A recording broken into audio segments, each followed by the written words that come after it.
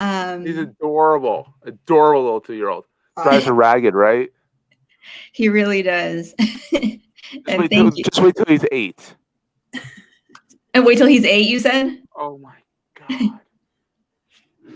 And it's live, and I'm saying my 8-year-old is crazy. And I will say this Perfect. to the nth degree. And I have this weird curl right here. That's interesting. That's interesting. Anyhow, so thank you for being on here. I'm thrilled. I've been putting all the stuff out there. So apparently a bunch of your friends are going to be watching too. So everyone's all excited and like, Good. Thanks for so, having me. oh, it'll be so much fun. So yeah. So what generally happens, there's a pre-roll that isn't on the live stream, and then we just go into it. Usually I screw up the intro twice. That's Mhm. about what happens. I screwed it up twice, and we just go into it. And we just chat for 30 minutes or so. Cool. So are you guys ready to rock and roll? Let's do it. Yeah. All right, let's make sure that works. Good. All right. In 3, 2, 1. Hey, everyone, and welcome to Season 2, Episode 18. Yes, Episode 18 of the Digital Marketing Dive Podcast. I'm Seth with Goldstein Media, and with me is always the amazing, talented, I can't leave out, Kick-Ass. Kick-Ass. I like that one the best. Kick-Ass. Shannon of Diam Business Consulting. Hey, Shannon, you ready to rock and roll? Absolutely. How you doing, Seth? I'm doing awesome. And today I'm so stoked. I'm so stoked. There's Amanda Natividad, right? I said that right? Yeah. First time while I've been listening to your podcast. And you pronounce it. I can say your name, but I can't see the pronunciate, whatever. I can't see the word. Anyhow, I know how to say your name because I've heard you say it. So thank you for helping with that on your podcast. We'll have to talk about that in the show. But Yeah. Amanda Natividad is Director of Marketing for Growth Machine, a content marketing SEO firm. And she's going to talk to us all about how content and having a content strategy is crucial to your success online and in SEO. And I cannot speak tonight, and I apologize to everyone who has to listen to me. Amanda, It's been a long day. I'm super excited about this. You have no idea how many small business owners and entrepreneurs need exactly what you are doing right now. And so this is fantastic. I'm so excited to be able to pick your brain a little bit for them. Yes, exactly. Yeah. And so Amanda and I know each other from a group called Swipe Files, which is Corey Haynes. He'll be on the show, I think, next week, maybe. The best always comes first. Don't tell Corey that, but Corey's on next week. But we met on Swipe Files, and Amanda's just become a hard and fast friend. We talk to each other. We kind of talk about our parenting struggles with our little crazy little boys, and it's fun. But Amanda, you've done quite a bit. Not only are you a mommy of a 2-year-old, you were a journalist. Mm-hmm. Now, journalist to content strategist and all that kind of makes sense, and it's kind of a direct line. But your line went like this. And for those who are listening to the podcast later, let's picture a major jump and a spike in the thing. You went from journalist to chef. I repeat, to chef. And you should see her if you follow her on Twitter at Amanda Nat. Oh my God, it makes you hungry. All her great little dishes. Oh my God. So she's the real deal, people. Then she went from journalist to chef to content strategist and SEO maven. So that is impressive. So what's the lineage? Like, tell us your life story. Yeah, sure. I mean, well, we can start with college only because I do think could be interesting and it's relevant. Yeah. I had always wanted to be a magazine editor. That was like, as a kid, that's what I wanted to do. So I went to college to study mass media and journalism, and was so set on doing that.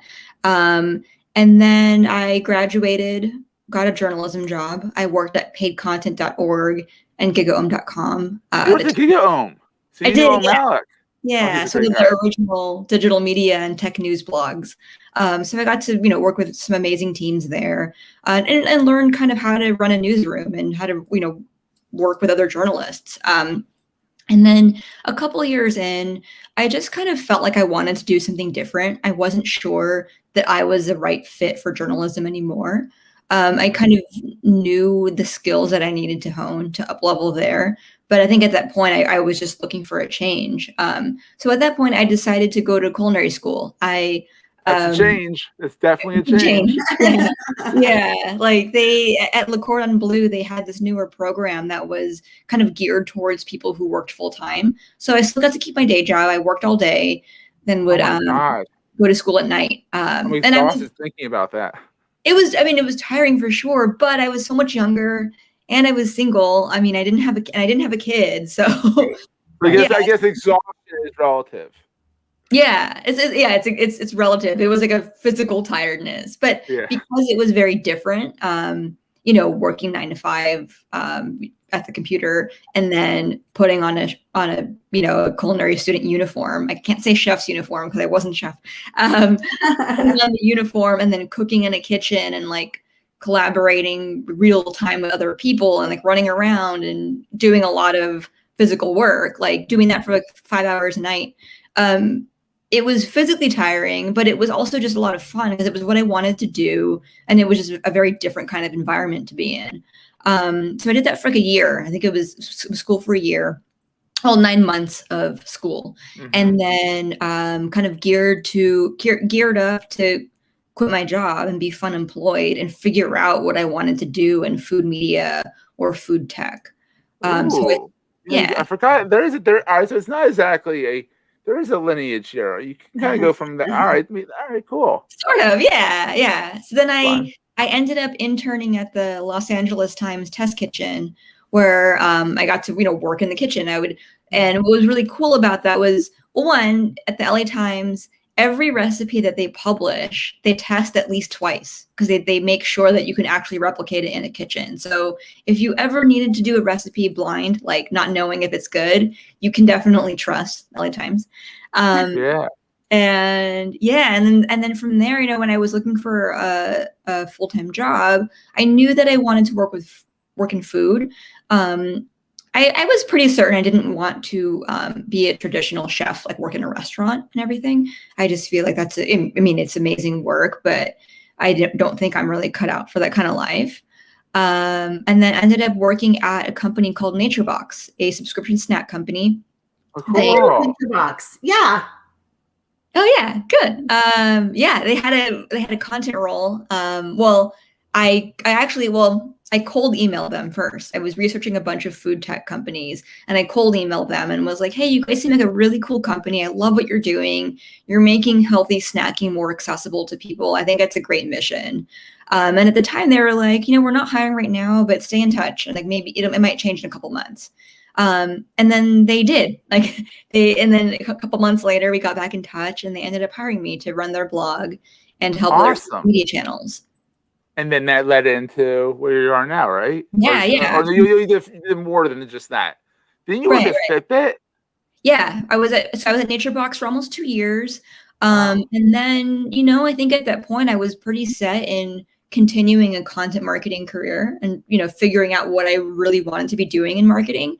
And then the opportunity at Fitbit came along and it was super interesting because it was the opportunity to join their B2B marketing team very, very early stage. Nice. So I was like the first hire that their head of marketing made, their head of B2B marketing. I was tasked with doing content. And I think my approach there to content marketing kind of sets the stage for what it is now. Because at the time, even though this was several years ago, everybody knew what Fitbit was. So we didn't really have organic traffic goals. That wasn't the goal we had with our content. The goal that we had was, can we educate our users or prospects, I guess?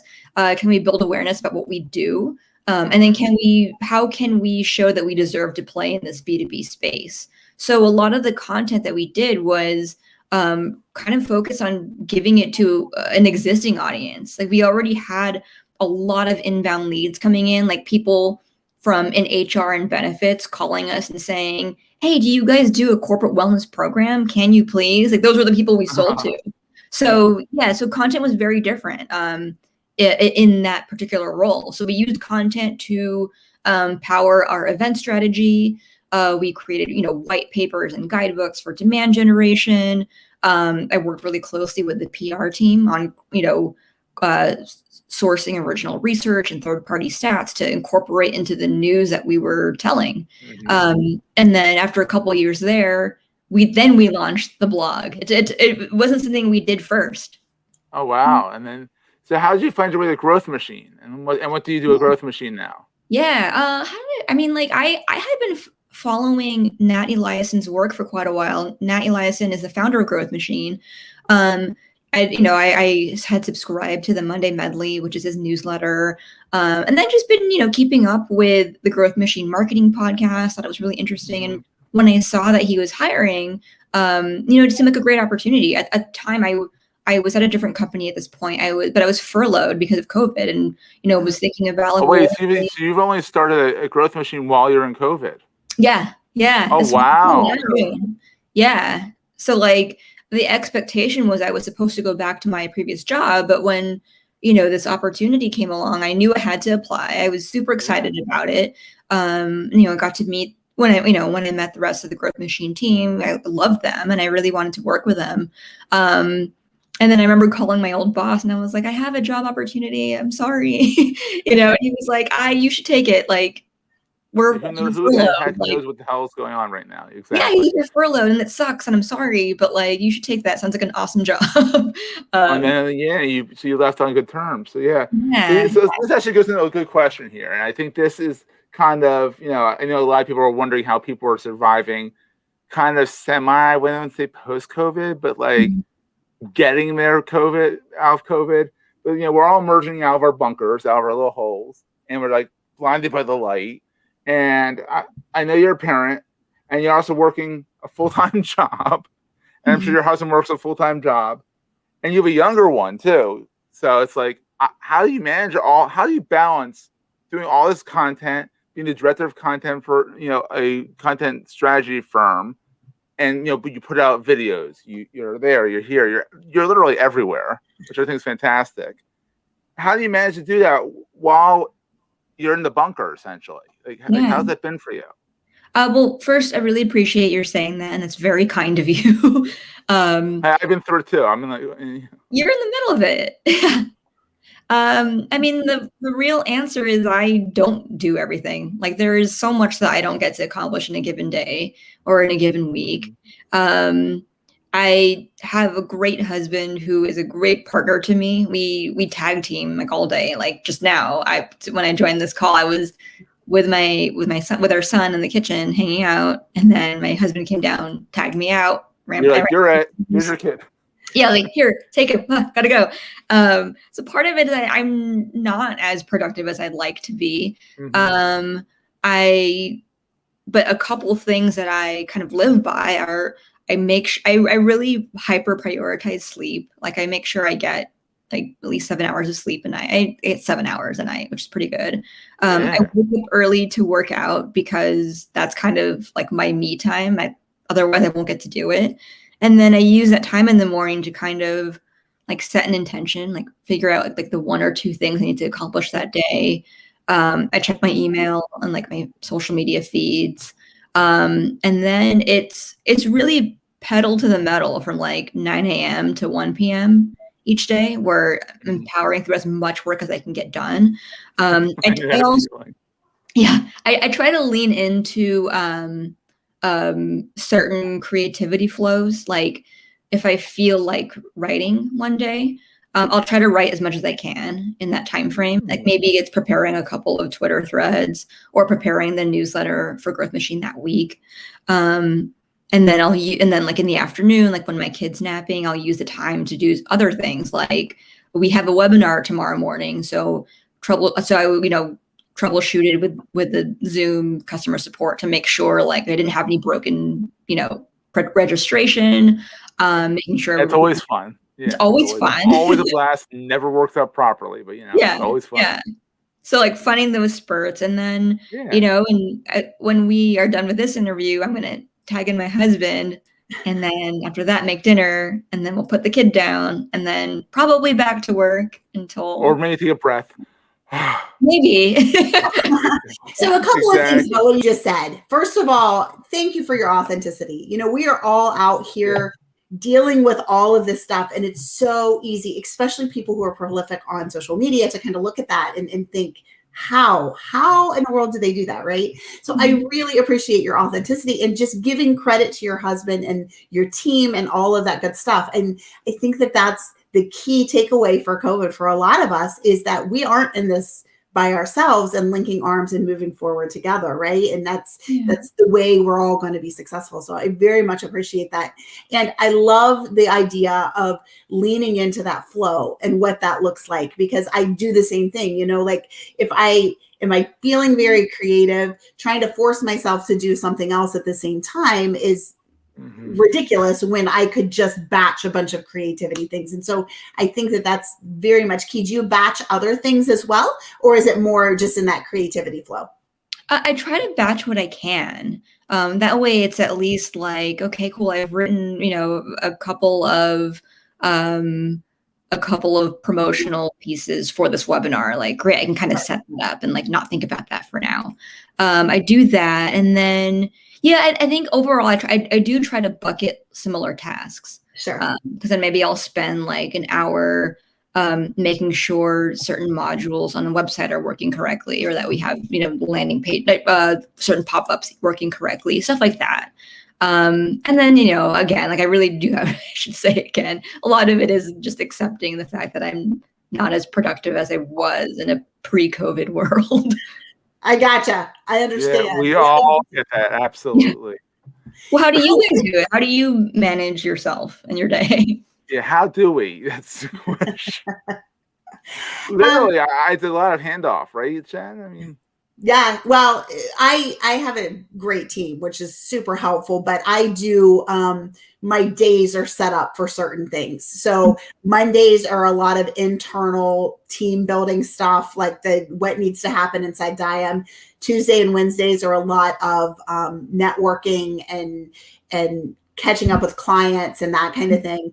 Thursday and Fridays are more tasks, to-dos, proposals, that kind of thing. So there's the more I can keep focused on a specific theme, the better I do, because I'm all over the place. If I can't keep focused, I'm bouncing from thing to thing, and I lose.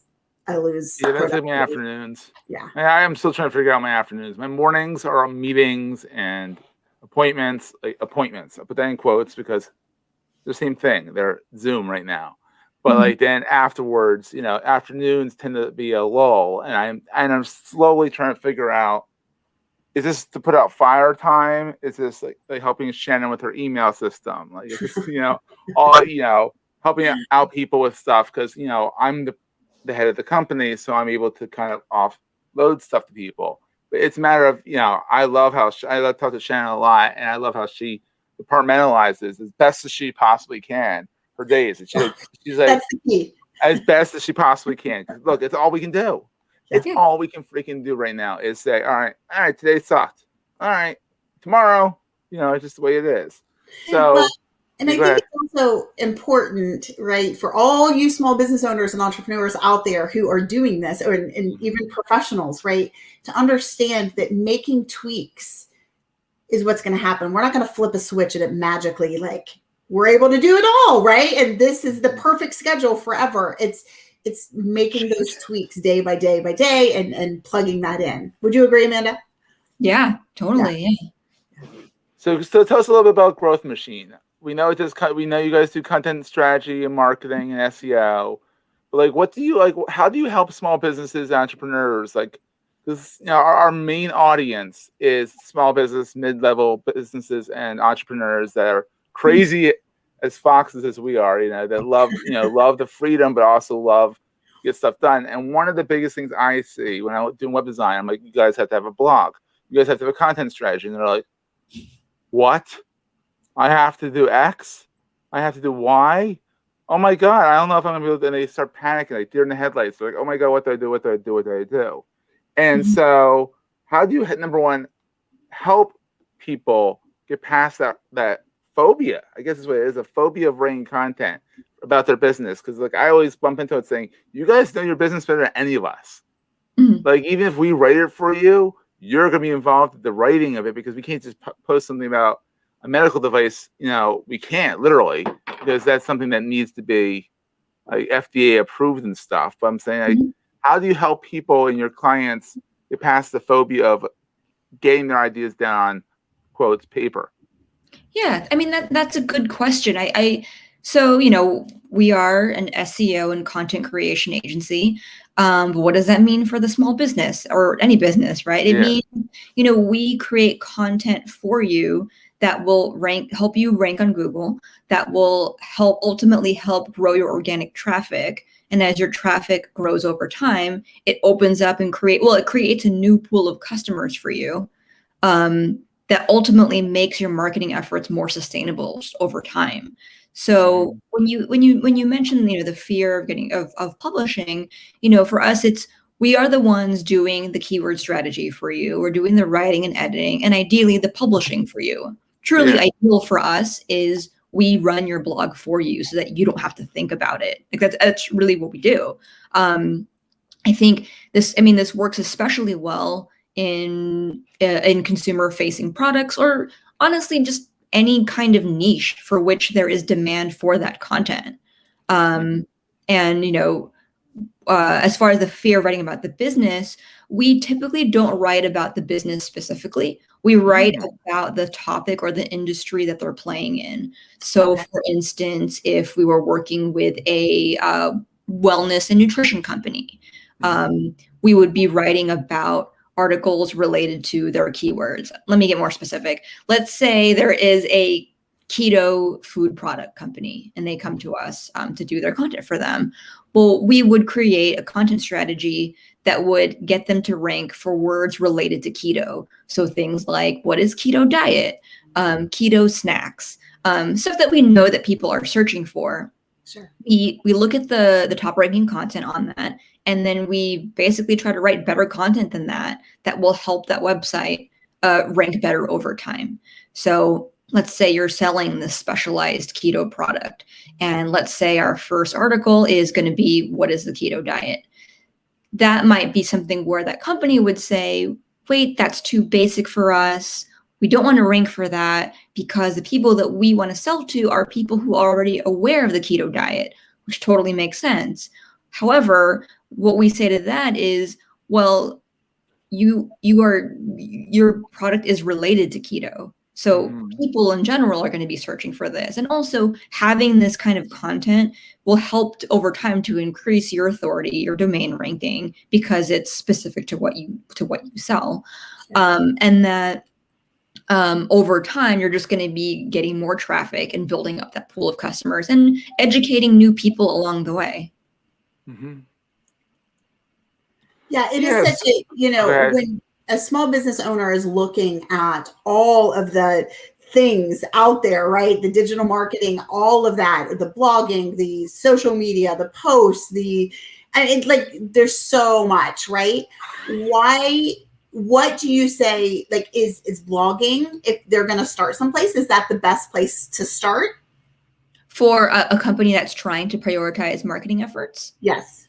It depends, right? Like, many years ago at Fitbit, that wasn't the priority. The priority was, we already have a bunch of inbound leads, so we need to create materials that support them, which means creating certain white papers and certain playbooks, things that we could just directly give to them. So that was an instance in which that made more sense for us at the time.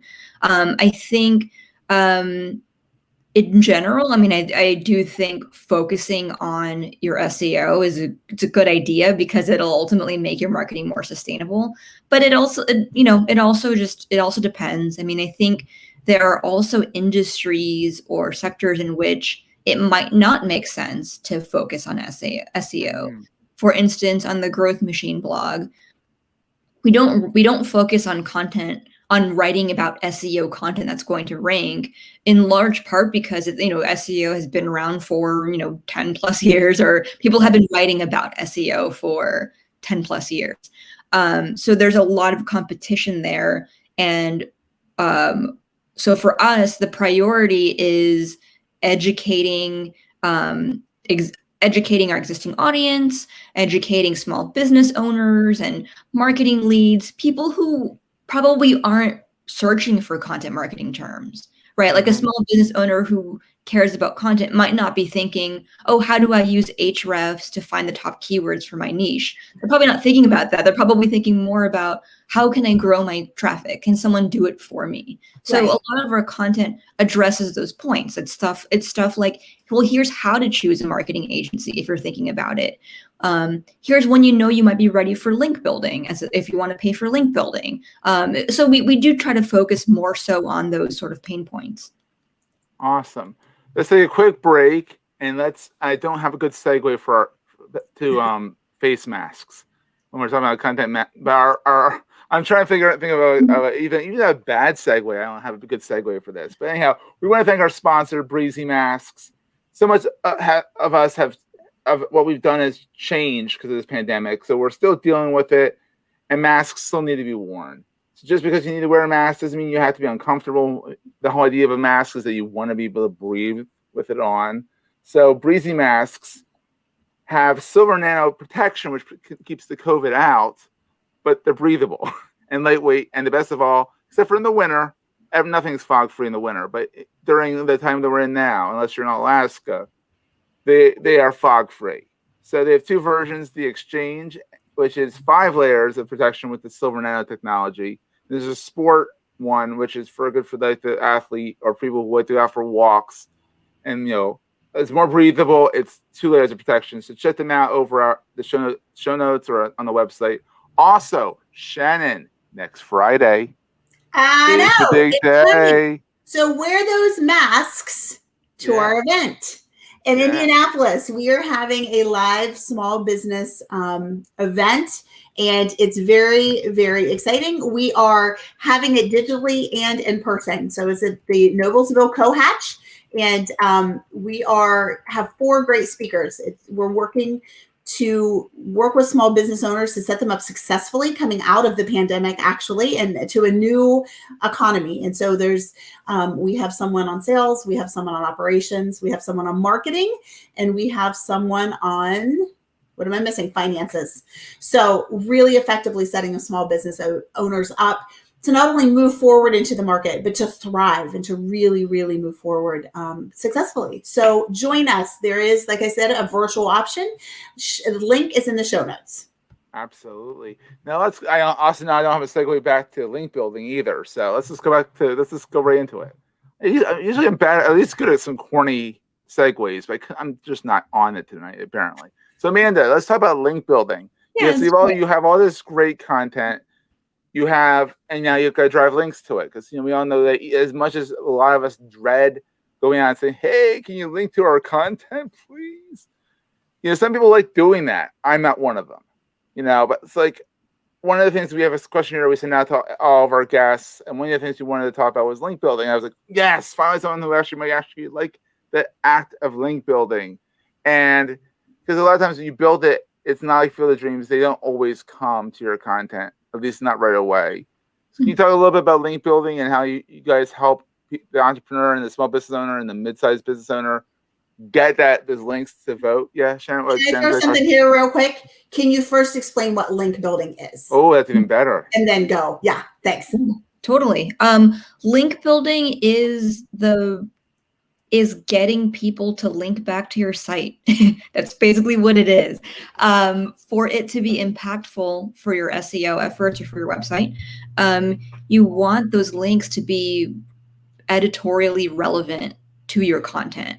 So I think in general, link building kind of gets a bad reputation because people have the sort of older mentality of it, which was, many years, maybe 8+ years ago, there was...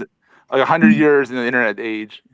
Right. But several years ago, link building was in this sort of spammy place where people were paying for links. People were paying to get listed on directories. And it was like, hey, if I give you $20, will you link to me? Stuff like that. That is not how you should do it.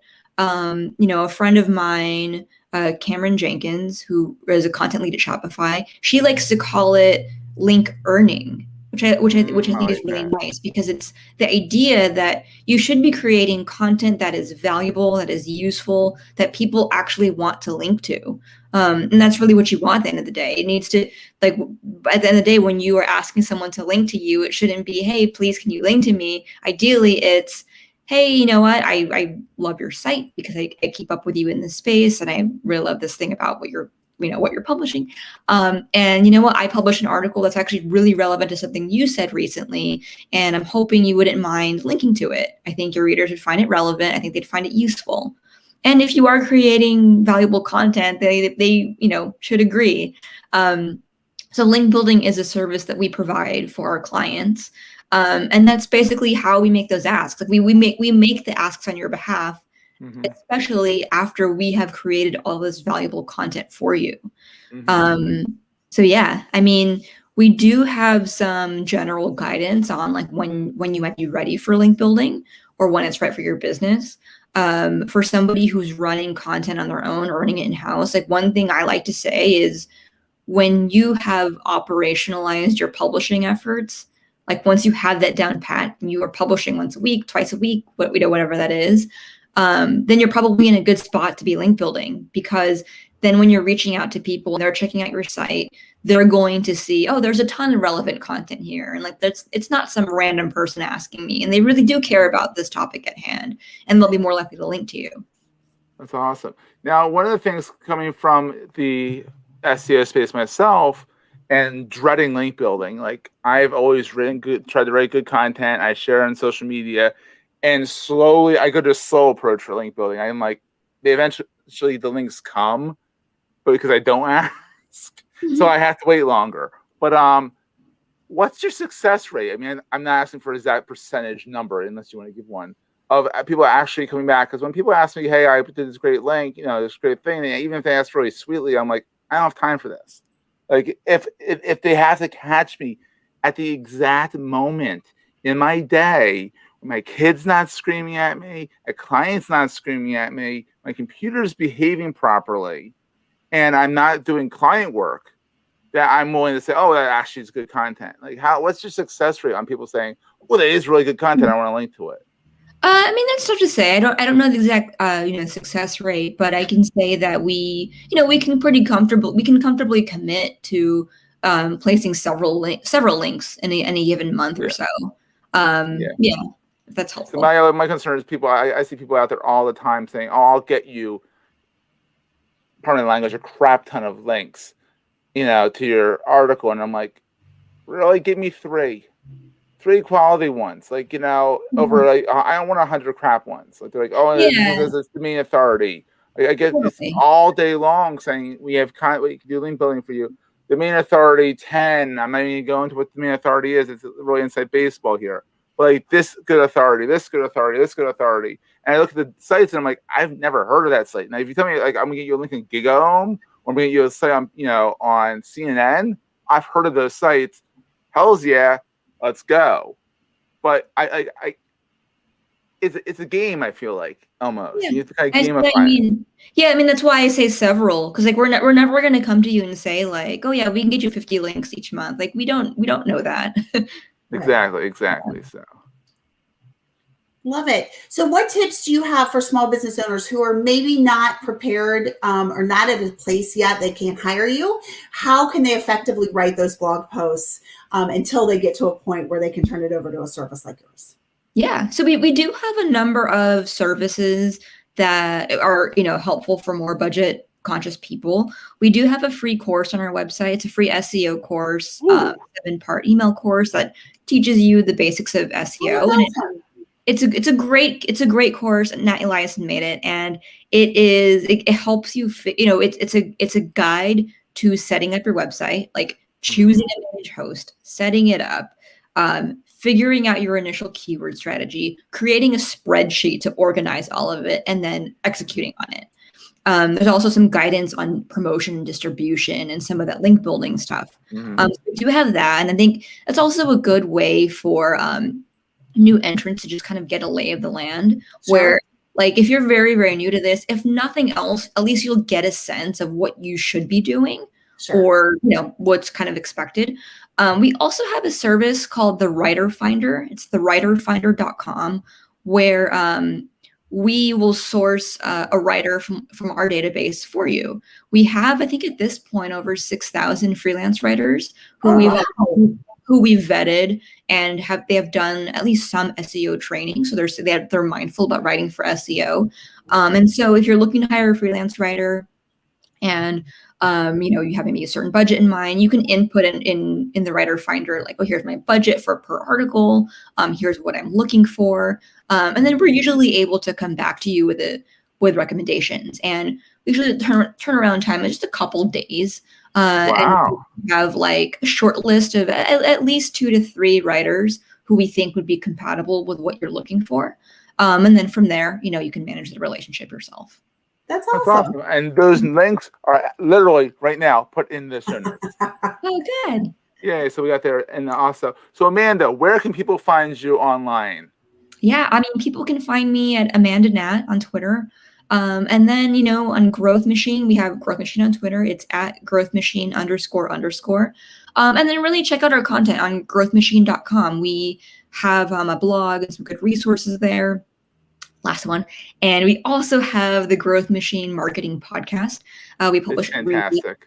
Oh, thank you. I listen to it religiously, and I'm a fanboy, but I enjoy your whole approach to podcasting and all that. But like, it is really fantastic. Thank you. Yeah, I really do try. I do a lot of research on each of our guests, and I really do try to make content strategy and how that fits into marketing just more accessible for people. So hopefully people find it to be enjoyable conversations. It's not too long either. It's like 30 to 45 minutes. Yeah, it's great. I love it. And also, she puts our show notes to shame. She actually has timestamps in it, and I'm like, yeah, I'm not doing that. I love it. She's like timestamps of topics, and I'm like, I'm very impressed by your show notes, Amanda. So That's super nice. Thank you. So we'll have a link to that as well in the show notes, and it's all the different podcast directories I found. So that's a good thing too. So anyhow, I guess let's wrap this up so you can get back to your little rug rat, and I can go back to my nutball 8-year-old, and Shannon can have dinner because she tends to have dinner after. This is always dinner time for me. She's like, I'm gonna have dinner. So there you go. Well, this has been so much fun. Yeah. Reach out to us. We want to hear from you guys. Reach out. You can reach out to our guest Amanda Nat over at Amanda Nat, Amanda Natividad over at Amanda Nat. There, I got the right direction there. Like I said, I can't talk tonight, so it is what it is. Reach out to us on all social media channels. We're Digital Marketing Dive on most of them, some semblance of it. If you're watching the video, our Twitter's Digital Marketing Smushed Dive, like marketing shortened. I'll make a fool of myself a little bit there. We want to shout out Breezy Masks for keeping us covered in the craziness of 2020 and 2021. We want to thank Alex Hillman of the Tiny MBA, who was the pre-show ad, and check them both out as well. Also, if you're enjoying the season, please give us a review, Apple Podcasts or the podcast directory of your choice. We appreciate all the support. Also, check out Podchaser. Podchaser is a nifty little place that isn't just for the elite Apple users. And nothing against Apple users, but it's more of a place where everyone can go, and we'll give us a review over there. That'd be awesome. And you can always reach out to us at hello@Digital Marketing Dive. And we do have a community, community.dmd.fm, and we hope to see you on there. Maybe we'll even get to chat with the famous Amanda on there. And this has been fantastic. Thank you so much for coming and sharing with our audience. Yeah, thank you, Shannon. Thank you, Seth. It was great to talk with you guys. Yeah, this is so much fun. All right, we'll see you guys next week. All right, bye. Bye.